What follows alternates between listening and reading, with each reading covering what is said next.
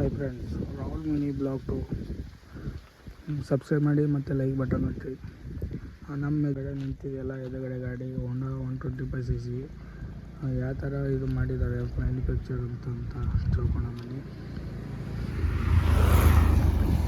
ನೋಡಿ ಯಾವ ಥರ ಗ್ರಾಫಿಕ್ಸ್ ಮಾಡಿದ್ದಾರೆ ಇದಕ್ಕೆ.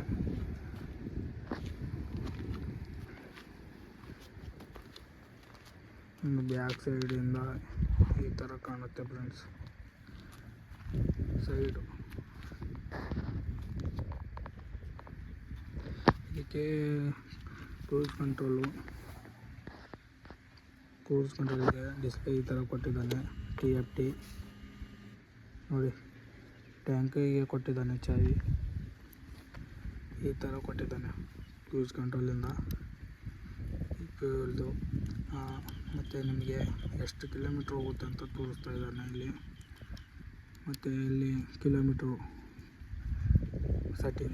ಸೆಟ್ಟಿಂಗಲ್ಲಿ ಫಂಕ್ಷನ್, ಡಿಸ್ಪ್ಲೇ, ಜನರಲ್, ಸರ್ವೀಸ್ ಎಲ್ಲ ಥರ ಕೊಟ್ಟಿದ್ದಾನೆ. ಆಯಿಲ್ ಚೇಂಜ್, ವ್ಯಾರಂಟಿ, ಬ್ಯಾಟ್ರಿದು ಮತ್ತು ಫೀಚರ್ ಚೆನ್ನಾಗಿ ಕೊಟ್ಟಿದ್ದಾನೆ.